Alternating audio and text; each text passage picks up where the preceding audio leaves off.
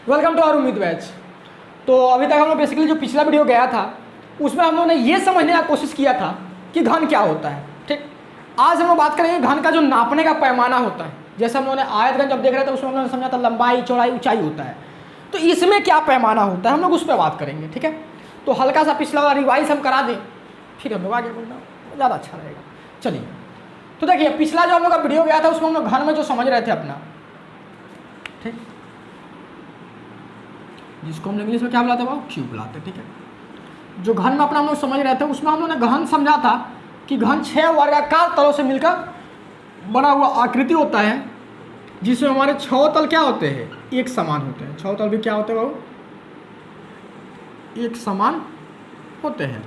हम लोगों ने ये बात समझा था, ये बात हम लोगों ने समझा था। ठीक है, ये हम लोग का घन होता है कुछ। ठीक, अब देखिए इसमें 6 तल क्या हुआ, एक समान है। 6 की लंबाई चौड़ाई जितना भी इसमें जो भी नापने का पैमाना होगा वो सब बराबर होगा, अभी दिखाते हैं आपको। ठीक है, अब इसमें हम लोग बात करने वाले बाबू कि नापने का पैमाना, माना ये यूं बोले भुजा। ठीक है, यानी इसको इंग्लिश में डायमेंशन बुलाते हैं। ठीक है, यानी नापने का पैमाना क्या क्या होने वाला है। ठीक, देखिए ये हालांकि ये घन है। ठीक, अब घन में भी देखिए जो लेफ्ट से हम लोग राइट ऐसे जाएंगे, जैसे हम लोग आयत घन में जा रहे थे। ठीक, जब हम लेफ्ट से राइट जा रहे होंगे, एग्जाम्पल हमारे पास तो अभी कुछ है नहीं मौजूदा हालातों में, खैर फिर भी किताब ले लेते हैं आप लोग का, हम काम चल जाएगा। ये देखिए जब हम लोग ये लेफ्ट से राइट जाएंगे तो ये क्या है हम लोग का, ये घन है। इमेजिन कीजिए घन होता अगर, तो फिर भी हम लोग लेफ्ट से राइट जाता तो क्या होता है हमारे पास, लंबाई होता। ये बात हम लोग बहुत अच्छे से समझे थे, यानी ये चीज़ क्या होगा हमारे पास, लंबाई है। ठीक है, बात समझ में आई। जब हम लोग आगे से पीछे, ये कोई घन आकृति है, जब लेफ्ट से राइट हम लोग का क्या हो जाता है, लंबाई हो जाता है। जब आगे से पीछे करते वो क्या होता है बाबू हमारे पास, चौड़ाई होता है भैया। ये क्या होता है बाबू हमारे पास, चौड़ाई हो जाता है। ठीक, अब ऊपर नीचे तो आपको भी पता है क्या होता है, ये क्या है, ऊंचाई। ठीक है, ये बात हम लोग का हो गया। यानी नापने का पैमाना घन में क्या होता है, घन में लंबाई, चौड़ाई और ऊंचाई होता है, ऊंचाई होता है।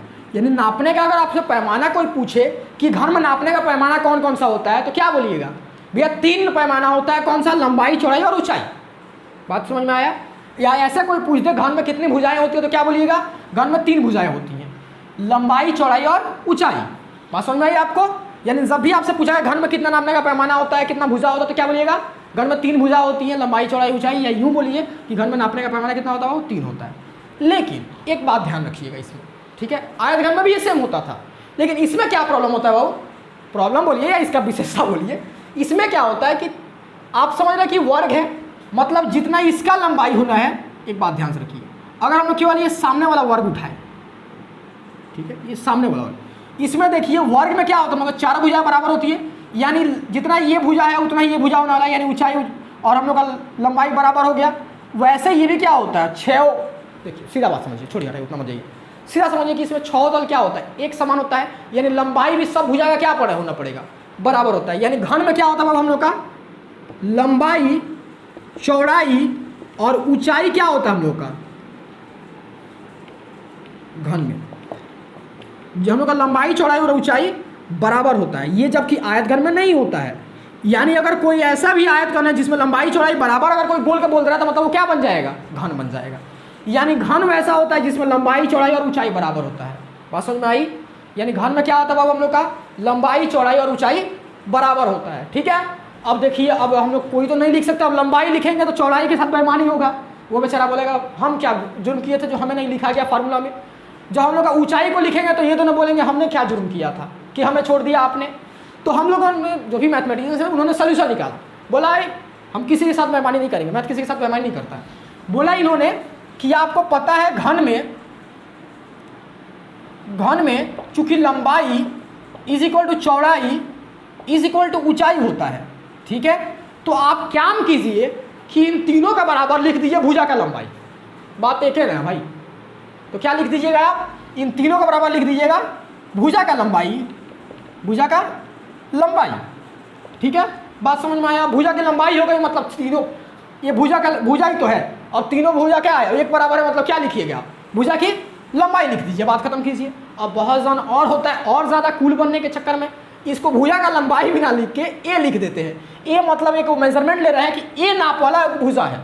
बात समझ में आया? तो अगर आपको कोई ए लिख के दिखाए कि हमारे पास फार्मूला में ये आया है 6A 4A समथिंग आएगा, फार्मूला बताते हैं, तो ये जो ए आएगा तो उसको लेकर आपको टेंशन नहीं लेना है। ए मतलब अब भुजा की लंबाई, सीधा बात है। लंबाई, चौड़ाई और ऊंचाई 3 पैमाना है नापने का।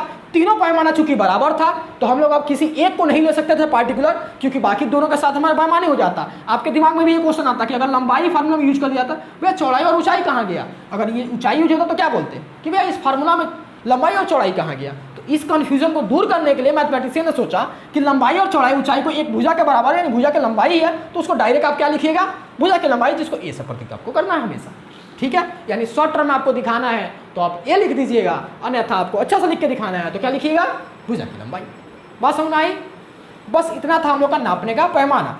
अब इसको हमने सेपरेट इसलिए किया था ताकि आपको कभी कंफ्यूजन ना हो। इसमें आप बस याद रखिएगा कि आयत घन और घन में फर्क इतना होता है कि आयत घन में लंबाई, चौड़ाई और ऊंचाई तीनों अलग होती हैं, और घन में क्या होता है बाबू हम लोग का? लंबाई, चौड़ाई और ऊंचाई तीनों एक समान होती हैं, जिससे हम क्या लिख के दिखाते हैं बाबू? भुजा की लंबाई या ये लिख के दिखाते हैं। समझ में आई आपको?